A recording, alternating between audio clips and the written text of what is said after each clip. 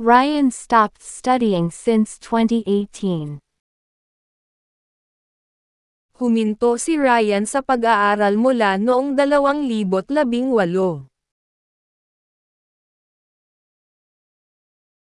The children sold apples 2 days ago. Nagtinda ang mga bata ng mansanas noong makalawa. Why is that guy over there staring at you? Bakit ka tinititigan noong lalaking iyon?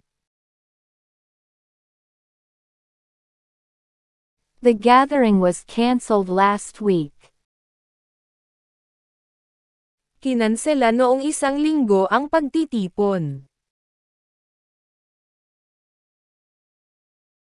Good thing you saw me then.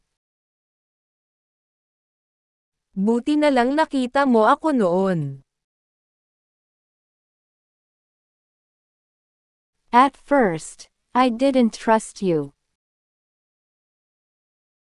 Noong una, hindi kita pinagkatiwalaan.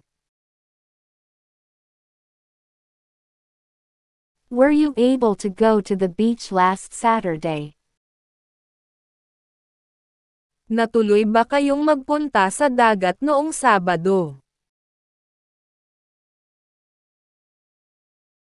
Didn't you like him before?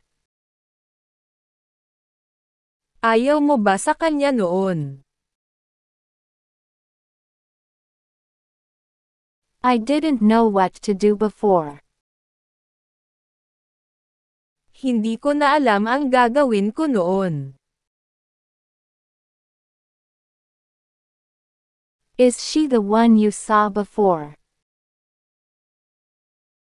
Siya ba ang nakita mo noon? You have known since then. Noon mo pa ako kilala. We broke up last December. Naghiwalay kami noong Disyembre. We did not push through the party last Saturday. Hindi namin itinuloy ang pagdiriwang noong Sabado. It's been a year since he left. 1 taon na mula noong umalis siya. You were young back then. Bata ka pa noon. I've seen that picture before. Nakita ko na ang larawan na iyan noon. I've never seen something like this before. Hindi pa ako nakakita nito noon. When I woke up, I was already in the car.